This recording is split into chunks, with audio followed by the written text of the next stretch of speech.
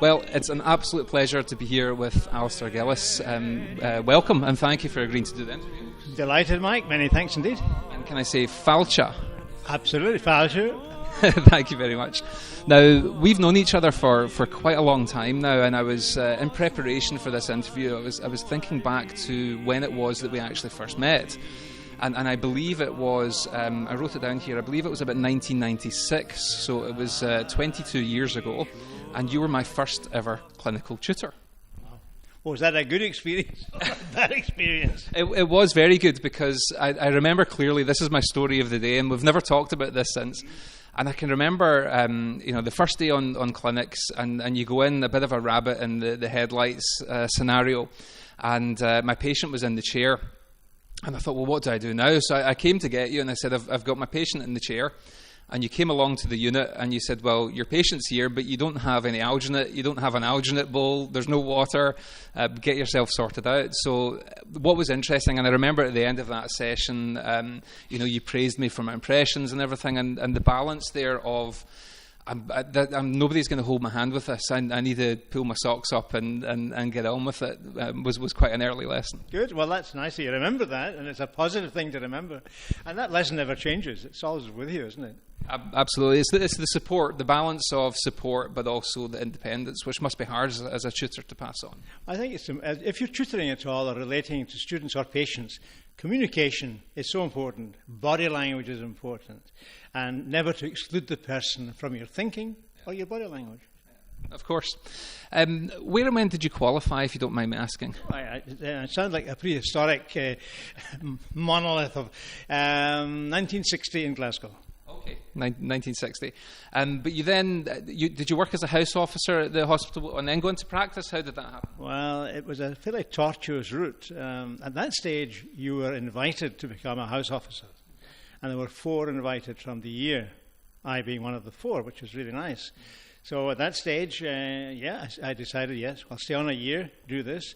At the end of that, towards the end of that year, Professor Malcolm Gibson, who was in charge then under James Aitchison, these were the 2 senior people in the dental school, he said, well, what are you going to do in your future? And of course, at that stage, I was kind of aimlessly developing my talents, whatever little talents I had.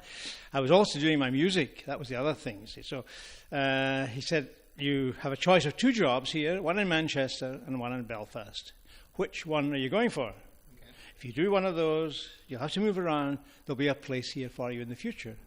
So it was really, for me, it was no choice. It had to be Belfast because the whole Celtic link of background and history was special to me. And I had already been in Ireland, I knew Ireland reasonably well, so I said, definitely Belfast. And that I suppose the rest is history in a way. I went over to Belfast and I had an absolutely special time over there. And it was a mixture of prosthodontics, or prosthetics as we called it, and a lot of exposure to oral surgery and general hospital routines of being on call and really get into the sharp end of general hospital linked with dentistry, and it was a very special time. Made special friends, and the friends have stayed with me until now. Yeah. And I think going somewhere different as well just does broaden the horizons at that early stage in your career as well. Yeah, well, it was then. I remember it was like keeping one step ahead of the students because they were pretty sharp over there, and I realised I wasn't so far ahead of them. But it was just very special in every respect. We had a department where there was a big division between hospital and university. There was a gentleman, wonderful guy, Philip Salisbury, who was the university man. There was a wonderful chap called Jack Clark, who was the hospital guy. And on the oral surgery side, there was Philip Stoy, who was the university guy. And then you had Roy Whitlock, John Gorman, who were the hospital people, who reckoned they could really do the job. The other people could talk about it, but we're the ones who can do it.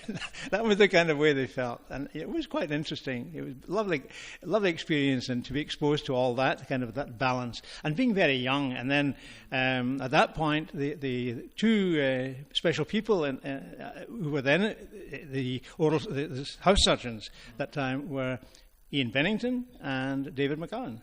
And I formed a great link with them, and that link has stayed with me until all these years later. Yeah. Fantastic. And so you were there for how long?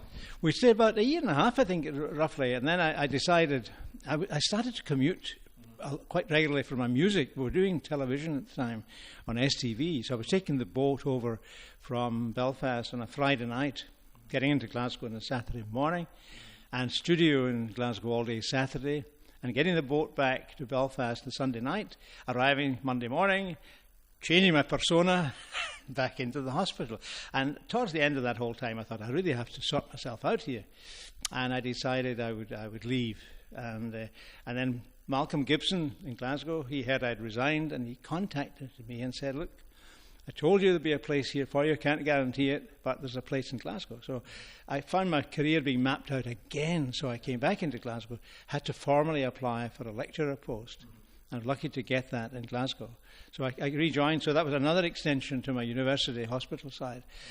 And that was a really special time. And then eventually I had to say to myself, I must decide for myself what I'm going to do here. It's lovely to be thought highly of, to be asked to do things, but I have to do this for myself. And the only way I could decide was to look at somebody maybe about 30 years further down the road and say to myself, is that where I want to be in 30 years' time? And the answer was clearly no, because I had all this music side going on at the same time. So that's when I resigned finally, after doing another year in Glasgow. And is that when you went into private practice? Now we're going to talk a bit about the music, because for those that don't know, Alasdair's had a remarkable kind of dual career. So we're going to get into that in a moment. But so at that point you then got the practice in Drumchapel. Is that correct? That's right. I joined a group practice, and that allowed me flexibility. Yeah. The practice actually was really special because Drumchapel was a troubled area in many respects, and it still hasn't outgrown that, to be honest, but some fantastic people there. But also because of my other interests, I attracted a lot of people, patients from all sorts parts of Scotland and beyond. So they were coming from the islands to me, they were coming from the borders to me, and even from the States, So I had a lovely mix of people. A lot of showbiz people were coming. A lot of household names, the Ricky Fultons of this world were coming, the Jimmy Logans, at that time. And we had a few, on the light-hearted side, we had one or two titled people. And I always found I was pretty easily embarrassed at the time. And one of the most embarrassing things was when the receptionist would go out into the waiting room and shout for somebody, Mrs. McGonigal, come in, time's up. And then, Lady Fraser, another one, no, please. The juxtaposition, that's not good, I'm not comfortable. So I had to sort of work on that, say to my wonderful girl, I had a girl who joined me from school. And would you believe she stayed with me all her life, apart from when I was abroad. She came back with me until she retired. And she could read my mind, she knew my standards, and she knew how to deal with people. And she was an amazingly important part, because you're only as good in whatever you're doing as all the links in the chain, all the support services, the laboratory. I've always rated my laboratory assistants hugely important.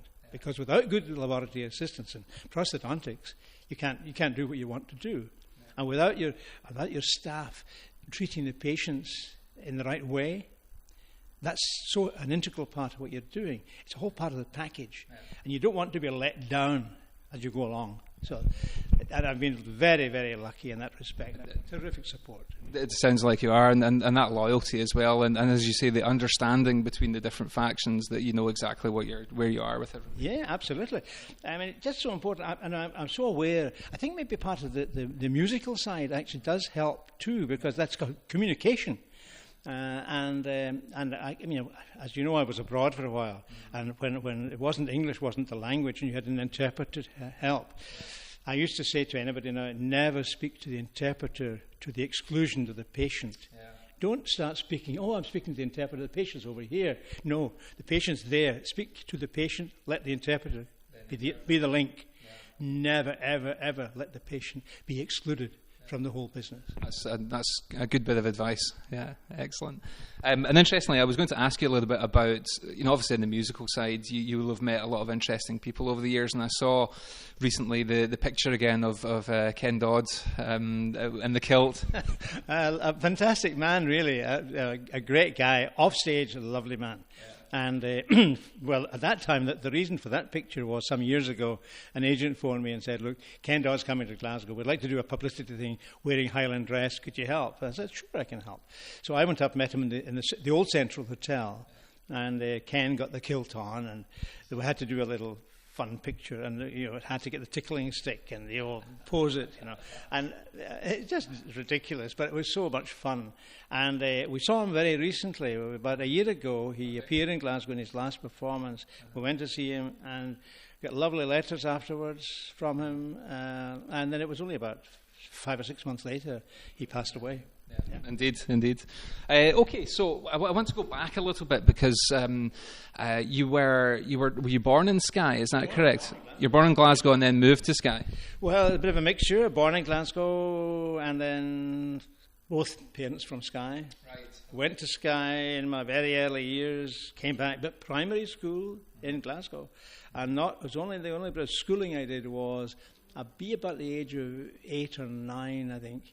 We went to Ilornsey, which is in Slate, the south of the island, and family were involved in a hotel there, which is now a 5-star Dewsdale Hotel in Slate. And I stayed in the hotel all the time, went to the local school, which was one school, one classroom, maybe about 20, 25 pupils between 5 and 8 and 12, and one teacher. So she had a fantastically challenging job, that age group of 5 to 12. And I think in retrospect, I wasn't aware of it at the time, but you're learning from the ones a bit ahead of you. Yeah, of course, yeah. Because of that. And so when I came back down to Glasgow into primary school, I don't think I had suffered anything but advantage. Yeah. But the great thrill then was the most simple thrill of all was going to school in my bare feet. That was fantastic. I thought, great, you walk along the country road, no shoes, no socks, and on the spring weather, it was lovely. Freedom. Indeed. So both your parents were Gaelic speakers, is that correct? That's right. Was that their primary language then, being from Skye, I guess? Well, particularly my father, absolutely his primary language. And he would tell me the stories of when he used to get punished for speaking Gaelic in school. It was really, they tried to get the language out of them then and not use it. So that was part and parcel of his growing up. My mother was between Glasgow and Skye, so her Gaelic was a fluent Gaelic speaker. But if she chose to speak to me, she was speaking English. Okay. Very much so. And so I grew up with although my father had a great interest in music and songs. He wrote songs, and he wrote songs of all sorts of experiences he had, and he would interject each verse with a little bit of an explanation. And my mother used to have a very friendly domestic rift, which would say, oh, not another verse. Don't give us 40 of them. But he insisted he had to tell the whole story in song. I used to write the songs down for him because I could write Gaelic quite quickly, quite well. But I wrote and sang in it much better than I could speak it because I wasn't using it enough. And that's a lesson I've learned, and I'm using it much more. I'm doing a lot of emailing in Gaelic now, and I'm just... I see what Gaelic education is doing to the young people growing up. Yeah. Gaelic medium education, and they are growing up to be so fluent, so good. Yeah. And you see it on TV, Alabaha and Radio na Gael, where they're speaking Gaelic and doing all the news programs, and they're just superbly fluent. And I was never at that standard, but I'm working at it. Okay. And so, do you think your father's influence was where your love of music and singing came from? Was that the kind of the spark? It was that real balance. My father was very contented. He just with his life. He just went. He worked. He was at sea in the Merchant Navy, and then he joined the Clyde Navigation Trust, they dredged the Clyde to keep the big liners coming up and down. And there were so many Skye people in the Clyde Navigation Trust. Locally they called it the Skye Navy. Okay. And that's how it was addressed. And he had no real ambition. There was no background of academic life or only crofting. Yeah. My mother, as common to many families, was very ambitious for the family. Mm-hmm. And because I was the only son, particularly ambitious, I must say, for me. And it was really hard drive that got me to the education part, Okay. Yeah. So what sparked your interest in dentistry? Where did that, because obviously the singing was, you were in that environment and the love of it came from the language and the folk songs, but where did your spark for dentistry originate? Well, I didn't know what to do, like many young people, teenagers. I had no sense of direction, but I was pretty organised in my thinking. I started off, my summer holidays, I started doing an accountancy apprenticeship. And the fact that I'd never continued with that is a great escape for the accountancy world, I can tell you, because I'm not the best at keeping my own records. But I decided there was no careers council at the time. So what I did was I wrote down all the points I wanted out of my working life. Each degree, I was thinking university degrees, what would that give me? And I started going down the list and giving them a mark. And I thought, dentistry is quite interesting. I can run my own business, and I can relate to people. I can use my hands, clinical work, clinical challenge. That's quite interesting. So I started going around 1 or 2 practices in Glasgow, and I visited. I sort of my own dentist first of all, a man Oliver Wynne in Glasgow, a lovely man, and then a man Macmillan in the West End. I went to see his practice, and he told me the background. I thought, yeah, that's interesting, and that's what prompted me. Basically, it was quite a hard-headed. I did think of the ministry, even because having been steeped in free Presbyterianism, and I still have a sort of a Presbyterian conscience. If I enjoy myself too much, there's a little voice tells me, "Come on, this is not good." so Excellent. But back to the music again. So your first album was 1963, is that correct? Probably, yeah, it probably was. That's what the internet says. Yeah, well, I had gone to, when I was doing dentistry, I was going to what we then called the Athenaeum, or the Royal College of Music and Drama. So I was going to the part-time student there. So you were doing both at the same time? So that was always the way, and I thought other people would do that. I just do my time, and I to the best advantage. And then I was competing at Mods and Glasgow Musical Festival, and I was even from a 10-year-old, I was competing at Mods. I got the junior medal when I was 10. But then with the academy, I was then learning all the things I was doing wrong and trying to put them right. And it took me a long, long time. I haven't succeeded yet.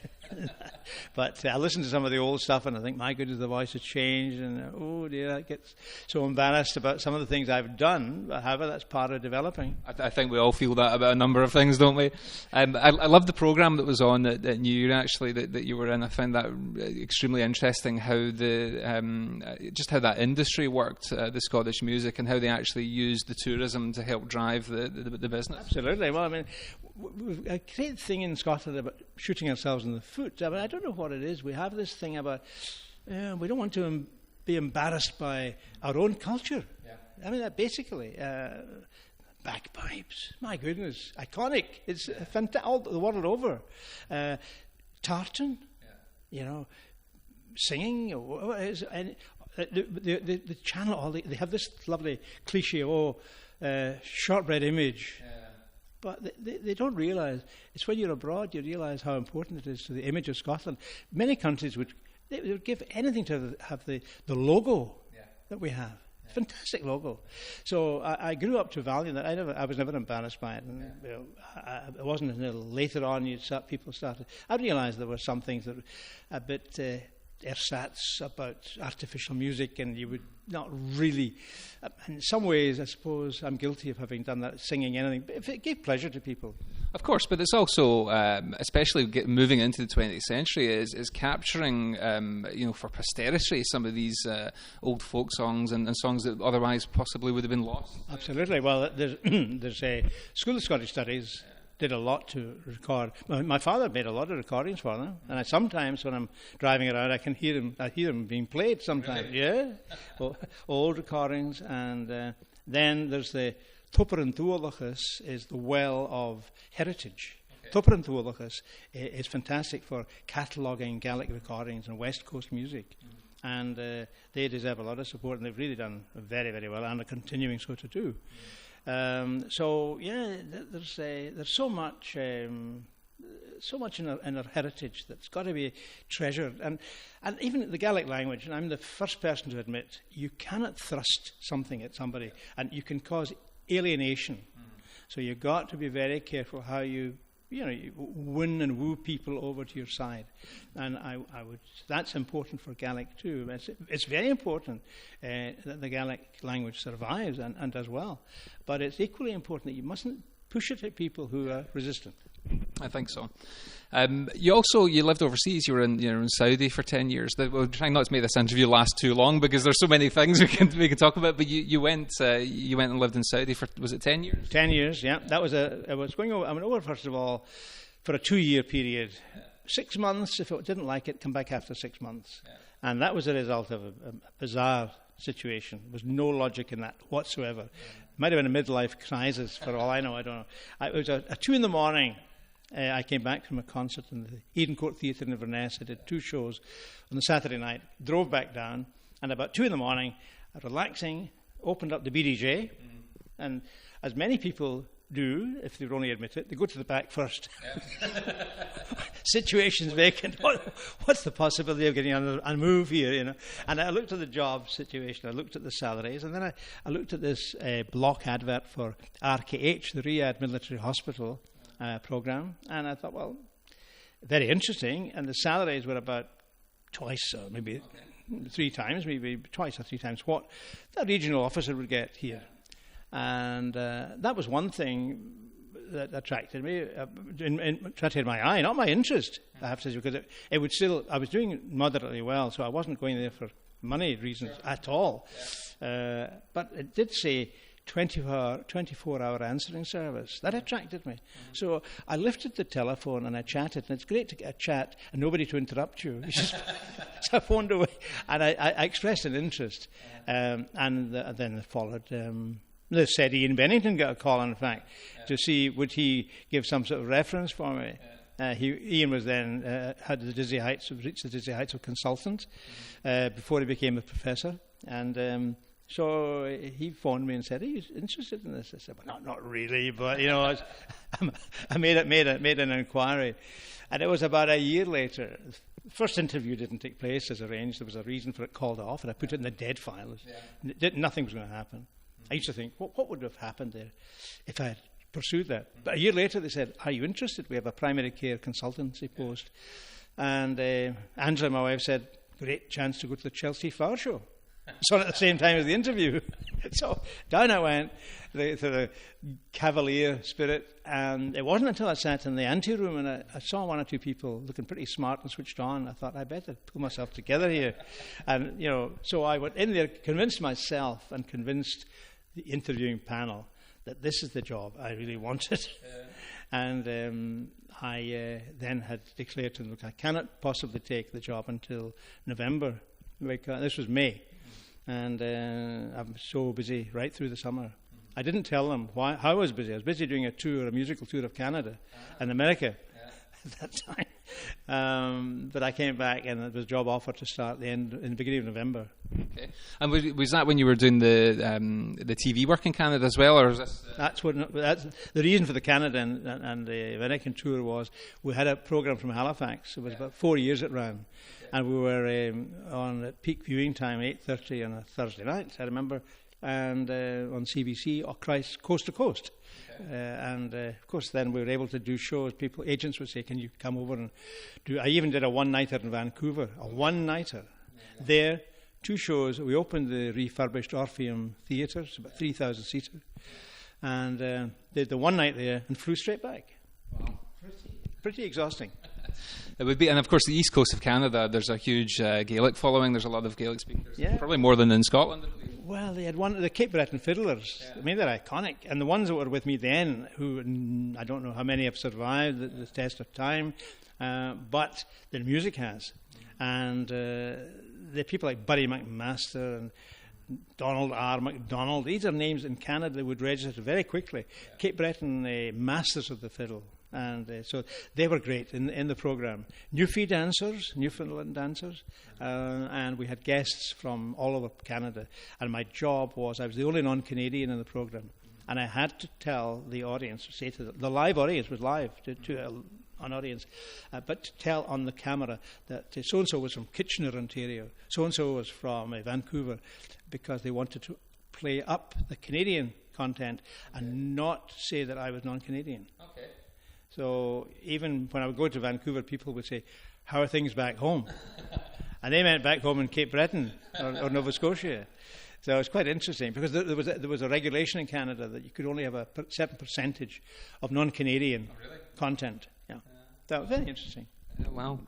So when you came back from Saudi then, was that when you were working at the dental school, is that right? Yeah, we had after Saudi, I had nothing. I came back having gone through the Gulf War and lots of little adventures. And I may say one of the great moments in Saudi was when I took the said Ian Bennington, Professor Bennington, and David McGowan, Prof. McGowan, out on a visit to be examiners and take part in a symposium. Okay. So we had a reunion of the trio, which was really special, which that consolidated the Belfast connection. Came back to Glasgow and I had nothing, and I discovered then it's very expensive to do nothing or not to have a job. For about 4 or 5 months, I thought, wow, this is far too much time to spend money. And then I got a call from the dental school saying, would I come back and do a half-time teaching post? Okay. And that it kept me off the streets, put it that way, and it brought me back into teaching, which I love. I love teaching. I love to relate to students and patients. Well, you're certainly very good at it. So, and you then were working at HCI, I believe, as well. Well, that was an interesting development because then, in the early 90s, HCI had been opened, hadn't been commissioned, and the university said, we want a dental unit in there, and we could link up with the university. Could maybe be a financial reward for the university out of this. Would you like to go and set it up? Because there's an Arab influence in the whole thing, an Arabian thing. And I went down there and opened up a dental unit. And there, of course, because at that stage you develop over the years good dental contacts. And I always say another lesson is keep good company, professionally and socially, because you'll always benefit from being, even as a student, try and keep with good people who are well motivated, have high standards, and that will reflect in your own standards. So with that, I was able to capitalize on people like Khurshid Moose, Graham Wood to come in and set up the oral surgery maxillofacial side, Kevin Jennings, Andrew Patterson, a good John Sadler came in, and they helped with the restorative side. And so Philip Lamy came in. We did migraine clinics there, and altogether it was a fantastic 10 years there. I loved it every day.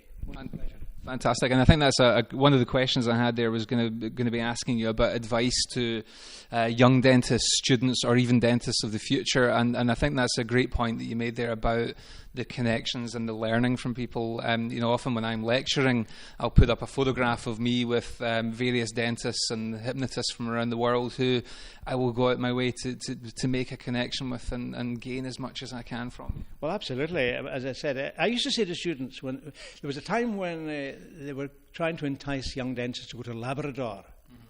That would have been really very difficult conditions. But I used to say to students, it doesn't matter. I can put a clinic up in a tent. If your standards are right, you can do excellent work in that environment. I can give you a palace. That doesn't affect your work. It's you, the person. But that's true of any profession or any industry. Go to the catering industry, hotel industry. It's the people who count, what they do, not the building, not the surrounding. That's great. The trappings are terrific. Great to work in a good environment, of course. And sometimes, when I came back, I was a bit dismayed by some of the things I saw in the dental school. A bit dismayed. I thought that some of the standards had slipped a bit. Not with the students, but the hardware, attention to cleanliness, maintenance. I even took some photographs and I spoke to the college. I remember having, at the risk of embarrassing the school, I showed them some photographs of the litter around the place, some of the things that could have been. I spoke to housing to say, look, can you come and look at this? I'm not happy with what I see. Yeah. And I think there have been people who tended to get tunnel vision. They do their own job. And they don't look beyond that. Sometimes it's a good idea. Be the patient. Sit in the chair and just take 5 minutes and look around and say, I think that's a great point, and I think the dental school were probably very grateful of that. But it takes somebody from the outside, as you say, to look in, but then also to have the guts to be able to say this needs to change and we need to improve these things. Oh yes, I agree with that entirely. That's been my sort of philosophy throughout life. Yeah. So no, we do this regularly in the practice. So whenever I can, I'll sit in the patient lounge and just sit with the patients and have a look around and get a feel of what it's like to actually be in that room. A good lesson, absolutely, and it's great what you learn. You can see things where you're not conscious of because you're not the patient. And another great tip we do is every so often we have a staff training day, and the girls get post-it notes. And we leave them to walk around the whole building. And if they see something they think is wrong or needs improved, they write it anonymously on a post-it note and they stick it on the thing. The owners then walk around afterwards and see what they've picked up. I applaud that. Absolutely applaud it. Good. Because it's anonymous, they know there's no repercussion.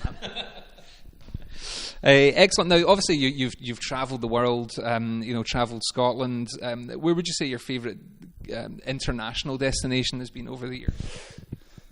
It's a hard question to answer. Because in Canada, I travelled every bit of Canada, and there's a lot of nothingness in Saskatchewan, and then there's the wonderful BC and Vancouver Island, and we've had lovely moments when I remember doing Pacific salmon fishing on the day and having the salmon served up, barbecued after the concert at night.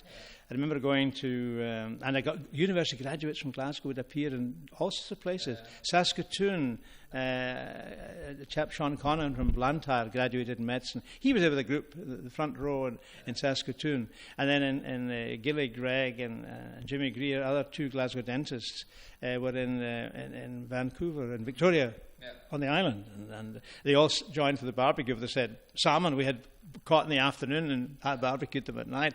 Just great moments. Yeah. Indeed, my dad lives in British Columbia, so I have also caught a coho salmon off the coast of Vancouver Island when I was 12. So something in common. Another something in common. And within Scotland, I guess you'll have been to a number of the islands and all around Scotland. If anybody outside of Scotland is watching this interview, what would you recommend as a destination, somewhere to visit to get a real flavour of the place? Well, it's hard to be objective when my roots are in Skye, and Skye is just so special, and there's so much variety from the south of the island, rich vegetation, to the north, which is really hard. Crisp skyline, iconic shapes and things. It's very, very special. However, I've got to be fair and say Ardnamurchan, wonderful, wonderful peninsula. Again, if you want to be in the central Scotland, the Trossachs, everything just seems to be encapsulated in the Trossachs. And I mustn't exclude the East Coast because you've got all the Einster and Strother, and you've got up the East Coast. It's just totally different. So really, you just need about a month to travel around the whole place. Yeah, absolutely. There's so much to see. And I think that's true. There's so much diversity within Scotland. I think while we have this brand of Scotland and the Highlands and everything, I think there's so much in the lowlands and the islands, and it's just so diverse. Absolutely. Well. Yeah, if I go to the car and the door, I would never drive south. It's just one of those things. I've got a mental block. It's got to be north.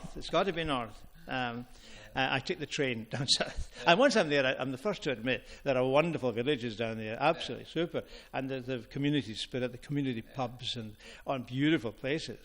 But it's just in my sort of DNA. It's West Coast. For me. Yeah, absolutely, and it's just so busy in some places in England, isn't it? In Scotland, you get this lovely sense of openness. Yeah, if you're a driver and you want to see the freedom of the road, probably the best road you could choose if you go to Inverness and the Black Isle, and you take the road through Strathcarron to Kyle, you get lots of road and very little traffic. Other more popular routes. In the summertime, nose to tail sometimes, a bit frustrating. But if you want the open road, that's it.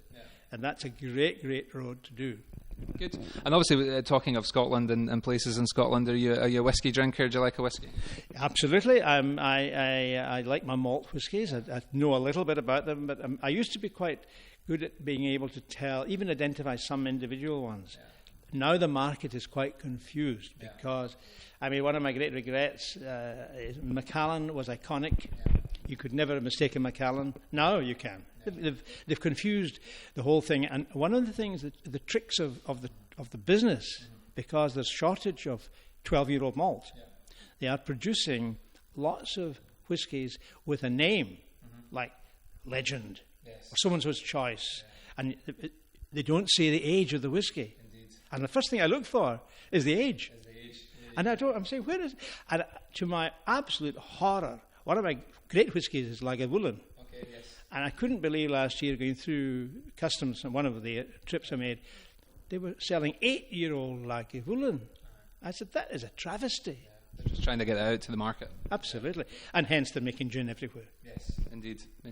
Now, I'm a member of, I set this up as a bit of a joke between me and a few friends. One chap who actually lives in Canada, and we set up a group called the Dentistry Whisky Appreciation Group. And we set this Facebook page up, and I thought maybe 3 or 4 friends, and every so often we would put up a post about the dram that we were enjoying.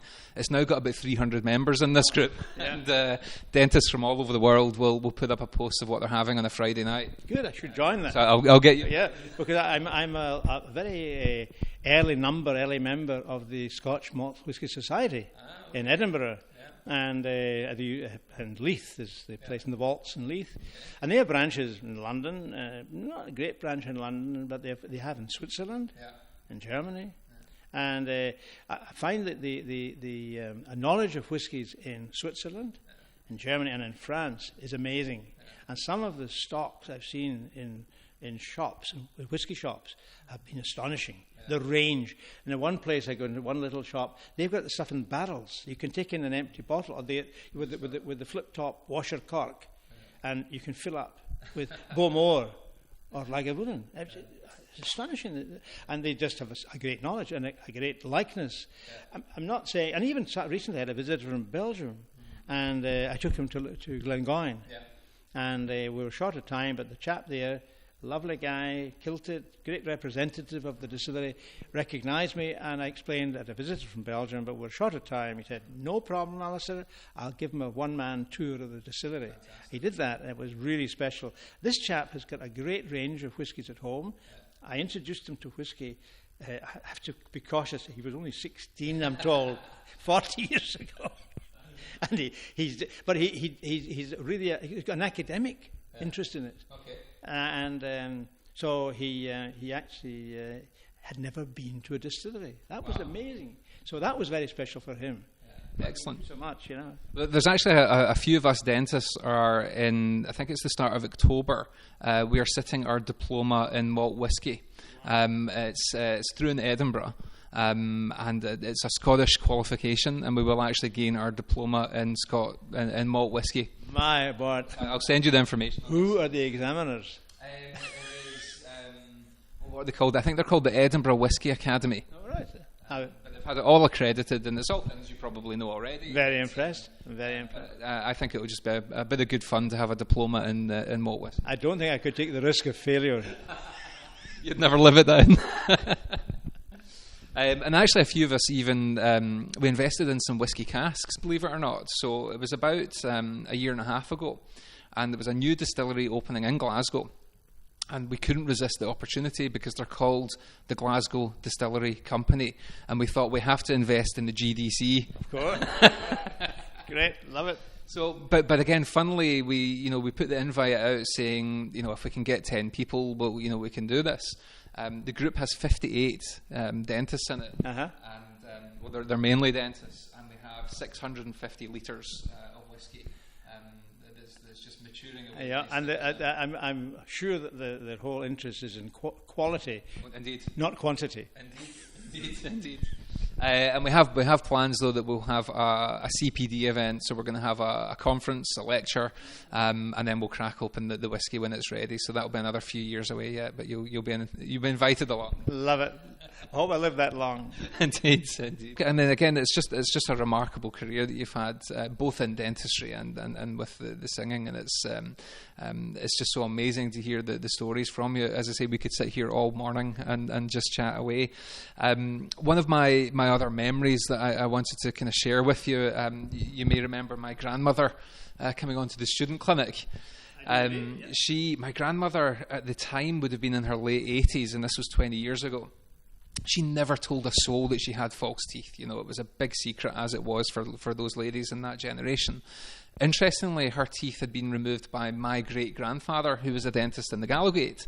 And he took over from his father-in-law, so dentistry had been in the family for years. And she finally agreed. I was looking for a patient to get my points up in my book, and she agreed that she would come in and have me make them.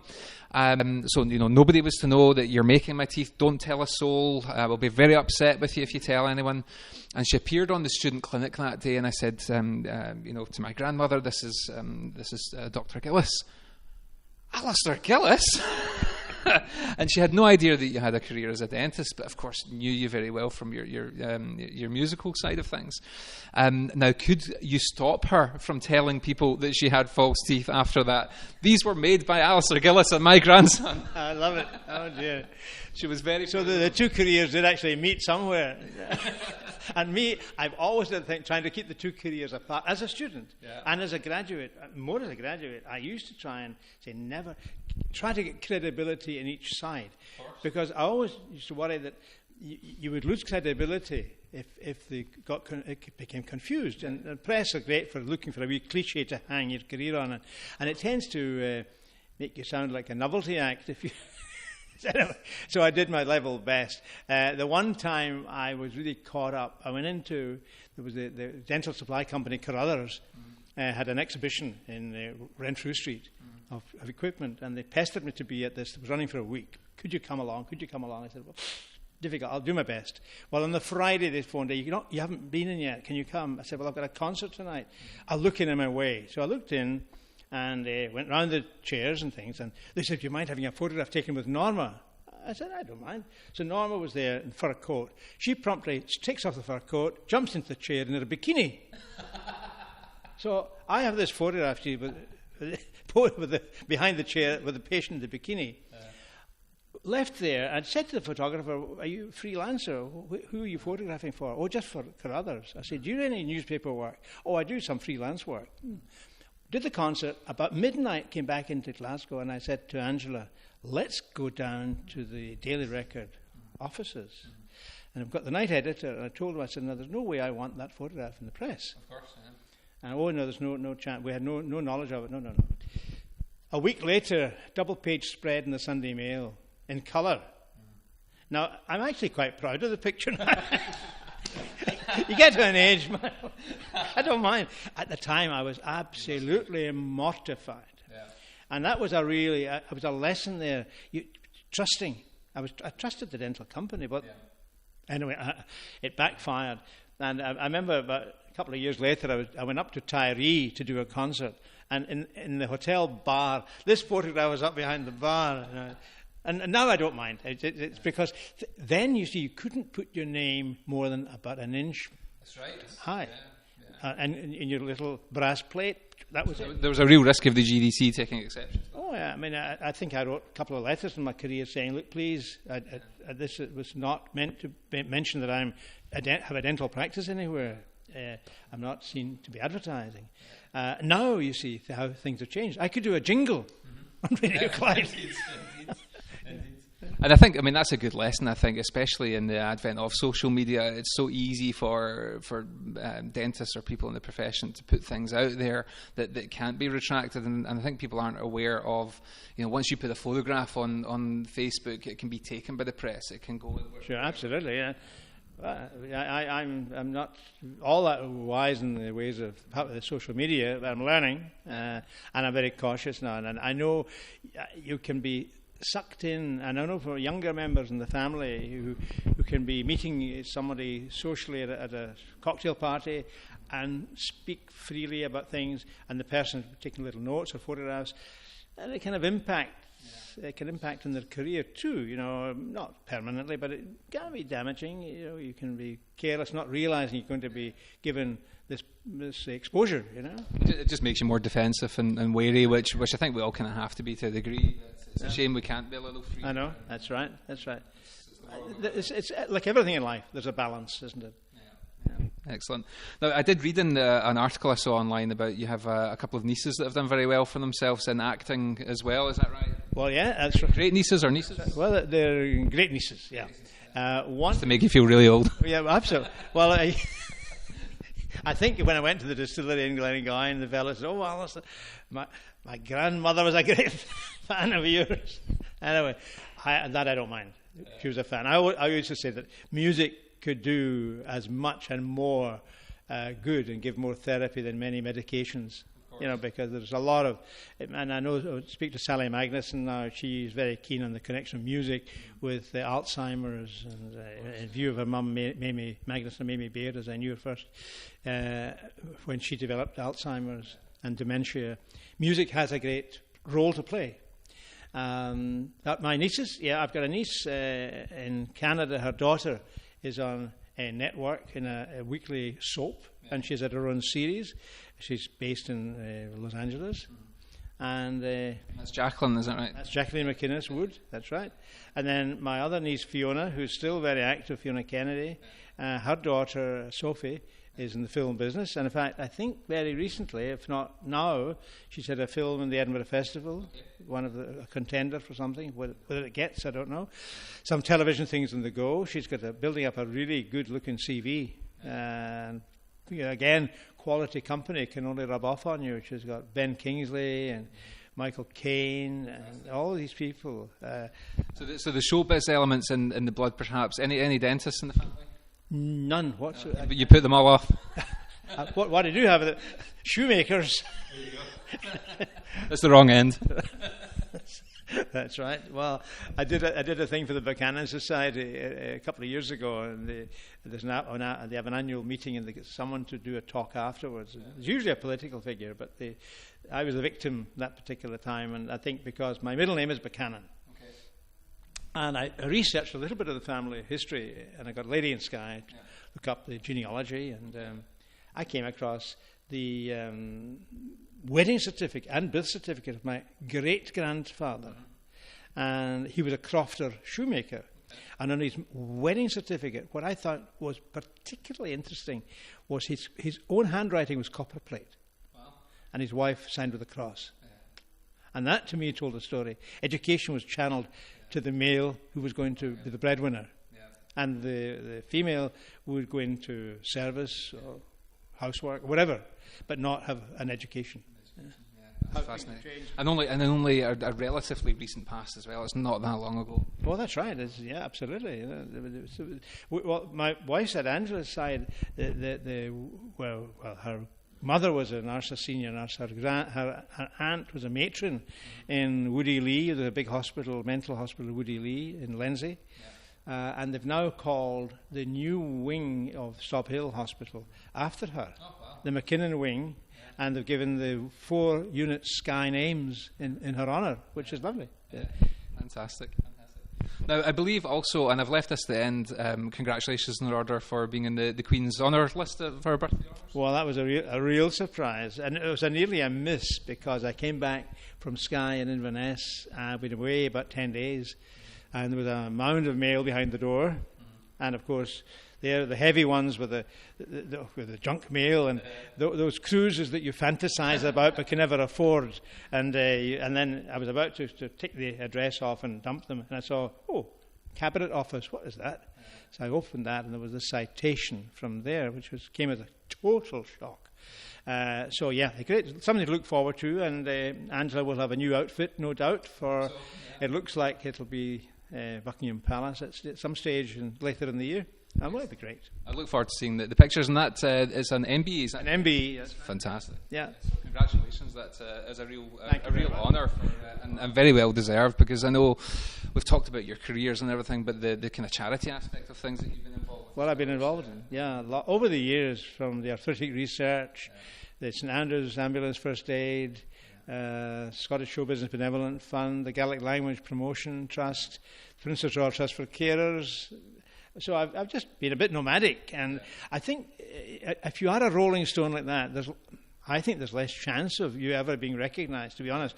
I remember the late Professor Watson Buchanan said that to me. He said, if you stick with the arthritic research, you stick with it, you'll get an honour. I said, that's not why I would be doing it. So I'm too nomadic. So I think there is a lesson there, although what is really gratifying is that somebody out there somewhere has actually been aware. Yeah. And they've gathered enough support to say, yeah, this guy is maybe worth recognising and recognition. And I take it as very much as a joint effort. I mean, you talk of the man always needs the woman pushing him on, but I didn't. I had the woman beside me, fantastic. So all these things you do, even going abroad to Riyadh, I did it, and Angela went out there without question. We did this bizarre trip, and then the Riyadh thing developed from a 2-year to another year. Then your job, I became naturally ambitious, and my ambition has always been there to do well, and so it paid off in Riyadh as well. Absolutely. Well, listen, it has been an absolute pleasure chatting with you this morning, and I've got a little gift for you. I'm going to just reach round, and you'll enjoy this. I'm glad I selected this now because it has the number 12 on it. It's from Wick, yes. Old Putney, and it's got the number 12 in it. So I'm glad I didn't choose the one with the name. It wasn't something for you. I went to one of the whisky shows recently, and obviously you get to sample a lot of whiskies, and Old Putney wasn't something I'd really tried much before, but I was quite impressed with it, and it's very pleasant. Very pleasant. Well, I'm delighted. You couldn't have given me anything better. Good. Well, I was obviously looking for the Talisker, but they didn't have any. So not the age is not on it. Exactly. Talisker by Storm. I don't think they have the age on it. So I think that one is it's only an export as well. You can only buy certain ones at the airports. Yeah. So enjoy, and congratulations on your honour and your career, and just for being a friend over the last 20 odd years. Well, it's interesting. I've always valued the relationship we had from student days, and some students stay in your mind. Particularly, you're certainly one at the top of the tree there, and it's always nice to. Sometimes I meet former students, and they're very appreciative of the modest input I made, whatever it was at the time, and that's rewarding. Well, you certainly had an impact on my early career, and a very positive one. And it was great when we bumped into each other in Arran a couple of years ago as well, if you remember. Very well indeed, absolutely. Yeah, and enjoyed meeting your family. And we sometimes meet at the winter pantomime with the family, which is great. Yeah. Indeed. And maybe again this year, who knows? Yeah. So what are the plans for the future? What are you doing from here? Are you still singing? Are you still performing? Well, the last number of years, for the last 7 years, I've been the external assessor for Gaelic singing at the Conservatoire. Yeah. So I go in there and listen to the students have a 45-minute recital to do as part of the exams, part of all the exams on the way through.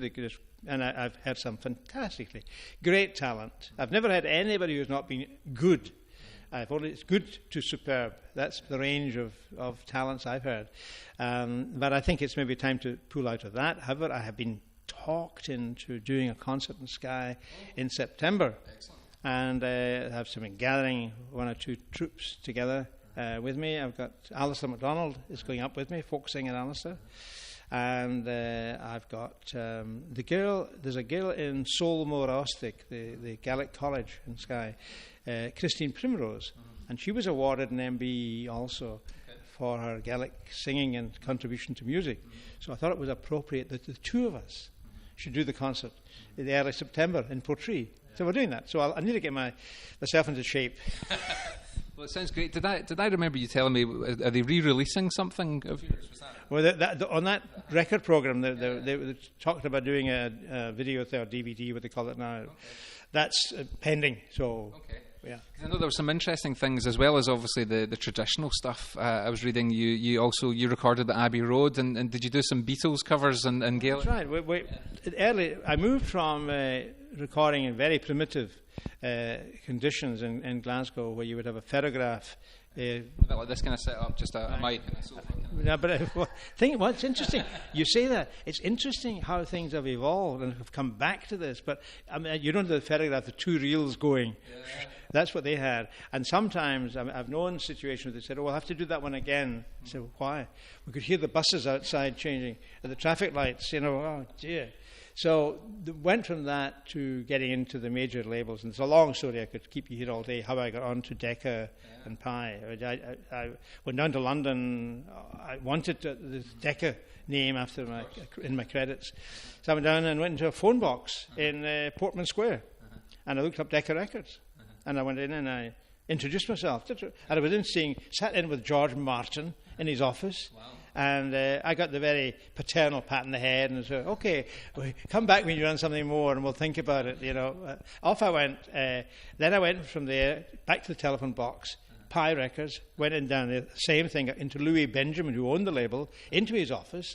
I mean, totally, the cavalier spirit, unafraid.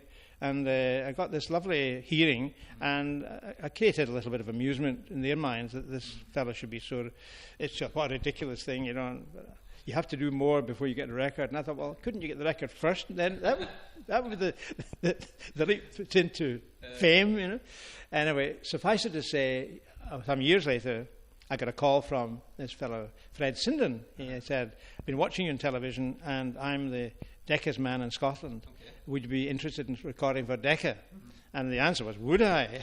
Would I not? So I went down to London and we recorded in Abbey Road. That was where we went. Abbey Road Studios. And when was this then? That would be 1968, 69, yeah. Like was that when you did the Beatles covers then? I did the Beatles covers were done before I went on to Decca. Oh, really? Yeah. So that must have been just at the time they were being released. A group called Crown International. I did. I got someone to do some nice translations, and I did an EP of them. Yeah. So lots of things, and some things you've done, and some things you wish you hadn't done. But the other thing that gave me an opportunity to do was I was then invited over to Dublin. And I took part in a program called The Late Late Show. Yep. Gay Byrne was iconic in Ireland. The Late Late Show itself was a must for everybody. On a Saturday night, it started about 10:15, and it was open-ended. Mm-hmm. And it just ran until they thought it had run out of steam. Mm-hmm. And everyone in the south of Ireland was glued to The Late Late Show. Mm-hmm. And the great thing for me in my memory bank is I shared the program with Spike Milligan.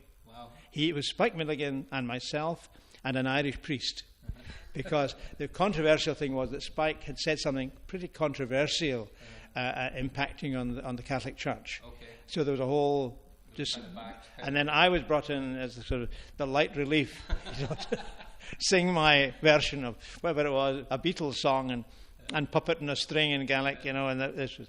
But yeah, so these are special things that happen along the way. Yeah. Excellent. Well, listen, thank you again, and I could chat to you all day, but we shall draw this to a close just now. And take this little baby home with me and look after it. Yeah, I will indeed. A 12-year-old baby. Indeed. So Slanjavar, and let's see if I can pronounce this right. Kiud Milatang. Kiat Milatang. Yeah. 100,000 thanks. You don't have to go so far. I mean, 1,000 will do. Milatang will do. Indeed. That's great. Thoroughly enjoyed meeting you, and excellent. I wish you every continued success in your career, which I've watched with great interest and a sense of involvement. So, yeah, so good to see you doing so well and being so highly thought of. Indeed. Well, thank you very much, Alasdair Gillies MBE. Thank you very much.